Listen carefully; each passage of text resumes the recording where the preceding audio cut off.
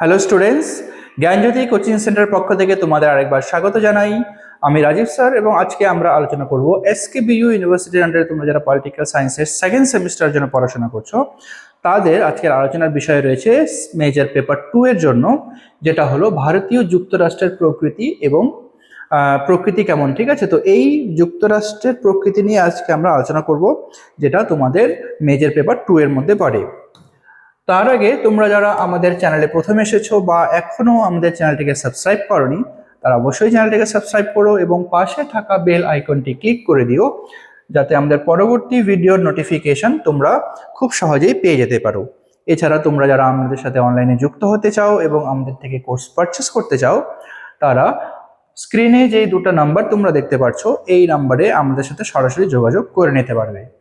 অনলাইনে যে সমস্ত সুযোগ সুবিধাগুলো আমরা তোমাদের জন্য রেখেছি, তোমরা এখানে পেয়ে যাবে live classes, recorded classes, high quality notes এবং 100% কমন সাজেশন। এছাড়া মেজর স্টুডেন্টদের জন্য পুরো সেমিস্টারের কোর্স ফ্রি রাখা হয়েছে তোমাদের জন্য শুধুমাত্র 1199, এবং মাইনর স্টুডেন্টদের জন্য পুরো সেমিস্টারের সমস্ত সাবজেক্টের কোর্স ফ্রি রাখা হয়েছে শুধুমাত্র 699। এছাড়া গুগল প্লে স্টোর থেকে পিস্টিকল এডুকেশন বলে আমাদের একটা অ্যাপ্লিকেশন রয়েছে, এই অ্যাপ্লিকেশনটা ডাউনলোড করেও তোমরা আমাদের সাথে যুক্ত হতে পারবে এবং অ্যাপ্লিকেশনের মাধ্যমে আমাদের বিভিন্ন কোর্সগুলো সেখানে অ্যাক্সেস তোমরা নিতে পারবে। ঠিক আছে, তো চলো এবার মেন টপিকে আসা যাক। দেখো, তো ভারতীয় যে যুক্তরাষ্ট্র এর প্রকৃতি কেমন, দেখো যে ভারতীয় শাসন ব্যবস্থা হলো এমন এক ধরনের শাসন ব্যবস্থা যেখানে রাষ্ট্রীয় ক্ষমতা সংবিধান অনুযায়ী কেন্দ্রীয় এবং প্রাদেশিক সরকারের মধ্যে সমানভাবে বন্টন করে দেওয়া হয়েছে। ঠিক আছে, রাষ্ট্রের যে ক্ষমতাটা রয়েছে, দেশের ক্ষমতা, তো সেই ক্ষমতাটা রাষ্ট্রের মধ্যে এবং কেন্দ্রের মধ্যে প্রশাসনিক যেটা আমাদের সরকার রয়েছে, প্রাদেশিক সরকার, তাদের মধ্যে কিন্তু সমানভাবে বিভক্ত করে দেওয়া হয়েছে। যুক্তরাষ্ট্রীয় ব্যবস্থার এই যে সংজ্ঞার পরিপ্রেক্ষিতে ভারতীয় যুক্তরাষ্ট্রীয় ব্যবস্থার প্রকৃতি যুক্তরাষ্ট্র ব্যবস্থা কিনা এই নিয়ে মত পার্থক্য কিন্তু বর্তমান। ঠিক আছে, যে ভারতীয় যে যুক্তরাষ্ট্রীয় ব্যবস্থা এবং তাদের মধ্যে এভাবে ক্ষমতা বন্টন করে দেওয়ার মধ্যে বিভিন্ন রাষ্ট্রবিজ্ঞানীদের মধ্যে এখনো মত পার্থক্য রয়েছে যে ভারতীয় শাসন ব্যবস্থা যুক্তরাষ্ট্রীয় কিনা। ঠিক আছে, তো ভারতীয় যুক্তরাষ্ট্র ব্যবস্থার প্রকৃতি বা বৈশিষ্ট্য কি আছে দেখে নাও। যুক্তরাষ্ট্রীয় ব্যবস্থার সাথে কিছু কিছু বিষয়ে ভারতীয় যুক্তরাষ্ট্রীয় ব্যবস্থার যেমন মিল আছে, ঠিক তেমনি কিছু কিছু অমিলও আমরা এই ক্ষেত্রে কিন্তু দেখতে পারি। ঠিক আছে, ভারতীয় যুক্তরাষ্ট্র ব্যবস্থা এবং যুক্তরাষ্ট্র ব্যবস্থার সাথে ভারতের যে যুক্তরাষ্ট্র ব্যবস্থা তাদের কিছু মিলও রয়েছে এবং কিছু কিছু ক্ষেত্রে অমিলও রয়েছে। এছাড়া অনেক স্বতন্ত্র বৈশিষ্ট্য বর্তমান, স্বতন্ত্র বৈশিষ্ট্য বলতে যেটা শুধুমাত্র ভারতীয় যুক্তরাষ্ট্রের মধ্যেই সেই বৈশিষ্ট্যটা আমরা লক্ষ্য করতে পারি। তাই ভারতীয় যুক্তরাষ্ট্রীয় ব্যবস্থার প্রকৃতিকে আমরা 3 দিক থেকে আলোচনা করতে পারি, যেটা হলো প্রথমে যুক্তরাষ্ট্র ব্যবস্থার সাথে সামঞ্জস্যপূর্ণ বৈশিষ্ট্য, একটা হলো অসামঞ্জস্যপূর্ণ বৈশিষ্ট্য এবং আরেকটা যে 3 নাম্বার সেটা হলো যুক্তরাষ্ট্রের ব্যবস্থার যেটা স্বতন্ত্র বৈশিষ্ট্য। তো এই 3 ভাগে ভাগ করে আমরা বৈশিষ্ট্যগুলোকে আলোচনা করতে পারি। তো প্রথম যেটা হলো যুক্তরাষ্ট্রের ব্যবস্থার সঙ্গে সামঞ্জস্যপূর্ণ কি কি বৈশিষ্ট্যগুলো রয়েছে। ঠিক আছে, তো প্রথমে যেটা রয়েছে সেটা হলো 2 প্রকার সরকারের অস্তিত্ব। তো যুক্তরাষ্ট্রীয় ব্যবস্থা এবং ভারতীয় যুক্তরাষ্ট্রীয় ব্যবস্থার মধ্যে যে সামঞ্জস্যটা আমরা দেখতে পারি সেটা হলো উভয় ক্ষেত্রেই 2 প্রকার সরকারের কিন্তু অস্তিত্ব রয়েছে। ঠিক আছে, তো যুক্তরাষ্ট্রীয় ব্যবস্থার মতো ভারতীয় যুক্তরাষ্ট্র ব্যবস্থাতেও 2 ধরনের সরকারের উপস্থিতি দেখা যায়, যেমন কেন্দ্রীয় স্তরে কেন্দ্রীয় সরকার এবং রাজ্য স্তরে রয়েছে রাজ্য সরকার। তো এটা হচ্ছে যুক্তরাষ্ট্রের ব্যবস্থায় যুক্তরাষ্ট্র সরকারের যে বৈশিষ্ট্যটা, ঠিক তেমনি আমাদের ভারতের যে যুক্তরাষ্ট্র ব্যবস্থা, ঠিক একই সামঞ্জস্য আমরা দুটোর মধ্যেই দেখতে পারি। দ্বিতীয় নম্বরে যে সামঞ্জস্যটা রয়েছে যে উভয় সরকারের মধ্যে ক্ষমতা বন্টন। ঠিক আছে, ভারতীয় যুক্তরাষ্ট্র কেন্দ্রীয় সরকার এবং রাজ্য সরকারের মধ্যে কিন্তু উভয় সরকারের মধ্যে ক্ষমতা সমানভাবে কিন্তু বন্টন করে দেওয়া হয়েছে। যুক্তরাষ্ট্র শাসন ব্যবস্থার মতো ভারতীয় যুক্তরাষ্ট্রীয় ব্যবস্থাতেও সরকারের মধ্যে ক্ষমতা বন্টিত হয়, মানে বিভক্ত করে দেওয়া হয় সরকার। সাধারণত 3টি তালিকার মাধ্যমে ভারতীয় যুক্তরাষ্ট্রীয় ব্যবস্থায় ক্ষমতা বন্টিত হয়। এগুলি হলো কেন্দ্রীয় তালিকা, রাজ্য তালিকা এবং যুগ্ম তালিকা। ঠিক আছে, এমন কিছু ক্ষমতা যেটা কেন্দ্রীয় তালিকার মধ্যে পড়ে এবং যেই সমস্ত ক্ষমতাগুলো শুধুমাত্র কেন্দ্রীয় সরকারই ভোগ করতে পারে। ঠিক আছে, সেগুলোকে আমরা বলবো কেন্দ্রীয় তালিকা। তারপরে রয়েছে রাজ্য তালিকা, এবং যেই ক্ষমতাগুলো শুধুমাত্র রাজ্যের মধ্যেই সমানভাবে, প্রত্যেকটি রাজ্যের মধ্যে সমানভাবে বন্টন করে দেওয়া হয়। এবং যুগ্ম তালিকা রয়েছে এমন কিছু ক্ষমতা যেটা হচ্ছে কেন্দ্রীয় সরকার এবং রাজ্য সরকার উভয়ে কিন্তু সমানভাবে ক্ষমতা ভোগ করে থাকে। ঠিক আছে, তো এই তিন ভাবে আলোচনা করা যেতে পারে এবং ক্ষমতাগুলোকে এই তিন ভাগে বিভক্ত করে দেওয়া হয়েছে। তারপরে যেটা রয়েছে সংবিধানের প্রাধান্য, সামঞ্জস্যপূর্ণর মধ্যে সংবিধানের প্রাধান্য, যেটা হচ্ছে যুক্তরাষ্ট্র শাসন ব্যবস্থা এবং ভারতীয় যুক্তরাষ্ট্র শাসন ব্যবস্থার মধ্যে এই সংবিধানের প্রাধান্য, যেটা দুটোই মধ্যেই সমানভাবে দেখা যায়। যুক্তরাষ্ট্র ব্যবস্থার মতো ভারতীয় যুক্তরাষ্ট্র ব্যবস্থায় সংবিধানের প্রাধান্য দেখা যায়।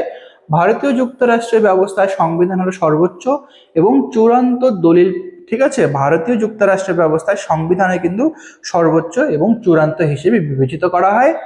এই সংবিধান অনুযায়ী যুক্তরাষ্ট্র শাসন ব্যবস্থায় পরিচালিত হয়। ঠিক আছে, আমাদের ভারতের যে যুক্তরাষ্ট্র শাসন ব্যবস্থা রয়েছে সেই শাসন ব্যবস্থা কিন্তু সংবিধান অনুযায়ী কিন্তু পরিচালিত করা হয়ে থাকে। ঠিক আছে, আচ্ছা, তারপরে যেটা রয়েছে লিখিত এবং দুষ্পরিবর্তনীয় সংবিধান। যে আমাদের যে সংবিধানটা রয়েছে ভারতের যুক্তরাষ্ট্র সংবিধান, এটা হলে সব থেকে বড় লিখিত সংবিধান। ঠিক আছে, এবং এই সংবিধানকে কিন্তু সহজে পরিবর্তন করা যায় না।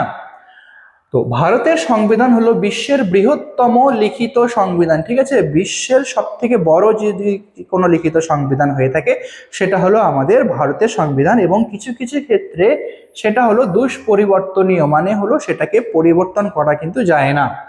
সাধারণত যুক্তরাষ্ট্রীয় বিষয় সংক্রান্ত ক্ষেত্রে ভারতের সংবিধান দুষ্পরিবর্তনীয়। আচ্ছা, তারপরে রয়েছে যুক্তরাষ্ট্রীয় আদালতের উপস্থিতি। ঠিক আছে, যেটাও হলো যুক্তরাষ্ট্রীয় এবং ভারতীয় যুক্তরাষ্ট্রের মধ্যে দুই ক্ষেত্রে কিন্তু মিল পাওয়া যায়। ভারতীয় যুক্তরাষ্ট্র শাসন ব্যবস্থায় সর্বোচ্চ আদালত রয়েছে সুপ্রিম কোর্ট, এবং যুক্তরাষ্ট্রীয় আদালতের ভূমিকা পালন করে থাকে। তো আমাদের দেশে যে সুপ্রিম কোর্ট সর্বোচ্চ আদালত, সেটা হলো যুক্তরাষ্ট্র শাসন ব্যবস্থার ভূমিকা খুবই ভালোভাবে কিন্তু পালন করে থাকে। তারপরে যেটা রয়েছে দ্বিকক্ষ বিশিষ্ট আইনসভা। ভারতীয় যুক্তরাষ্ট্রের ব্যবস্থায় দ্বিকক্ষ বিশিষ্ট আইনসভার উপস্থিতি দেখা যায়। আইনসভার উচ্চকক্ষ হলো রাজ্যসভা, এবং আইনসভার যে নিম্নকক্ষ রয়েছে সেই নিম্নকক্ষটাকে বলা হয় লোকসভা। ঠিক আছে, আচ্ছা, নেক্সট রয়েছে যুক্তরাষ্ট্র শাসন ব্যবস্থার মধ্যে কি কি অসামঞ্জস্যপূর্ণ বৈশিষ্ট্য রয়েছে। ঠিক আছে, অসামঞ্জস্যপূর্ণ এমন বৈশিষ্ট্য যেটা যুক্তরাষ্ট্র শাসন ব্যবস্থায় রয়েছে অথবা ভারতীয় শাসন ব্যবস্থায় নেই, কিন্তু বা কিছু কিছু ক্ষেত্রে ভারতীয় যুক্তরাষ্ট্র শাসন ব্যবস্থায় রয়েছে বা কিন্তু যুক্তরাষ্ট্র শাসন ব্যবস্থায় সেটা আমরা দেখতে পারি না। তো ভারতীয় যুক্তরাষ্ট্র ব্যবস্থায় এমন কিছু বৈশিষ্ট্য রয়েছে যা যুক্তরাষ্ট্র শাসন ব্যবস্থার নীতি এবং বৈশিষ্ট্যের মধ্যে সামঞ্জস্যপূর্ণ নয়। ঠিক আছে, সেটা অসামঞ্জস্যপূর্ণ রয়েছে কিছু কিছু ক্ষেত্রে। তো প্রথমটা হলো কি দ্বৈত বিচার ব্যবস্থা। দ্বৈত বিচার ব্যবস্থাটা কি, দেখো, ভারতে দ্বৈত বিচার ব্যবস্থা নীতি গ্রহণ করা হয়নি। ভারতে কিন্তু এই বিচার ব্যবস্থার নীতি এখনো পর্যন্ত গ্রহণ করা হয়নি। ভারতের বিচার ব্যবস্থা অখণ্ড এবং কেন্দ্রীভূত। ঠিক আছে, আমাদের দেশের যে বিচার ব্যবস্থা রয়েছে এটা অখণ্ড বিচার ব্যবস্থা এবং কেন্দ্রীভূত বিচার ব্যবস্থা। অঙ্গরাজ্যের সর্বোচ্চ আদালত হাইকোর্ট এবং সুপ্রিম কোর্টের অধস্তন আদালত হিসেবে কাজ করে থাকে। ঠিক আছে, অঙ্গরাজ্যের যে সর্বোচ্চ আদালত হাইকোর্টগুলো যতগুলো রয়েছে সেটা হচ্ছে সুপ্রিম কোর্টের অধস্তন আদালত হিসেবে কাজ করে থাকে, এবং কেন্দ্রের সর্বোচ্চ আদালত যেটা রয়েছে সেটা হলো কিন্তু সুপ্রিম কোর্ট। ঠিক আছে, আচ্ছা, তারপরে যেটা রয়েছে আমাদের এখানকার যে অসামঞ্জস্যপূর্ণ বৈশিষ্ট্যের মধ্যে সেটা হলো দ্বৈত নাগরিকতা। প্রথমটা ছিল দ্বৈত বিচার ব্যবস্থা এবং দ্বিতীয় হলো দ্বৈত নাগরিকতা, যেটা ভারতীয় যুক্তরাষ্ট্রের ব্যবস্থায় দ্বৈত নাগরিকতার নীতি স্বীকার করা হয়নি। এখনো কিন্তু ভারতীয় বিচার ব্যবস্থায় দ্বৈত নাগরিকতা স্বীকার করা হয়নি। শুধুমাত্র একই দেশের নাগরিকত্বকেই ভারতে স্বীকার করা হয়েছে, সেটা হচ্ছে তাকে ভারতীয় হতে হবে। এখানে অঙ্গরাজ্যের নাগরিকতা বলে কিছু নেই, সকলেই ভারতের যুক্তরাষ্ট্রের নাগরিক। এখানে ভারত ছাড়া কিন্তু এখানে অনেক অঙ্গরাজ্যগুলো রয়েছে, কিন্তু নাগরিকত্বার ক্ষেত্রে শুধুমাত্র ভারতীয় নাগরিকত্ব হিসেবেই তাদের পরিচিতি প্রাধান্য পায়। এখানে কিন্তু রাজ্যের কোনো আলাদাভাবে কোনো নাগরিকত্ব কিন্তু হয় না। ঠিক আছে, তো এই ক্ষেত্রে দ্বৈত নাগরিকতা ভারতীয় বিচার ব্যবস্থায় কিন্তু এখনো গ্রহণ করা হয়নি। তারপরে যেটা রয়েছে অঙ্গরাজ্যগুলির অখণ্ডতা। কি রয়েছে দেখো, ভারতীয় যুক্তরাষ্ট্রীয় ব্যবস্থায় অঙ্গরাজ্যগুলির আকৃতিগত অখণ্ডতা স্বীকার করা হয়নি। ঠিক আছে, আকৃতিগত অখণ্ডতা কিন্তু স্বীকার করা হয়নি ভারতীয় যুক্তরাষ্ট্রীয় শাসন ব্যবস্থায়। ভারতের পার্লামেন্ট আইনের মাধ্যমে অঙ্গরাজ্যগুলির নাম, সীমানা এবং পরিবর্তন হ্রাস বা বৃদ্ধি করতে পারে। ঠিক আছে, ভারতীয় পার্লামেন্ট হচ্ছে আইনের মাধ্যমে বা আইন প্রণয়ন করে অঙ্গরাজ্যগুলির নাম পরিবর্তন, সীমানা পরিবর্তন বা সীমানা বড় বা ছোট করতে পারে। ঠিক আছে, এটা রয়েছে অঙ্গরাজ্যগুলির অখণ্ডতা, যেটা শুধুমাত্র পার্লামেন্টের আইনের মাধ্যমে এই কাজগুলো করতে পারে।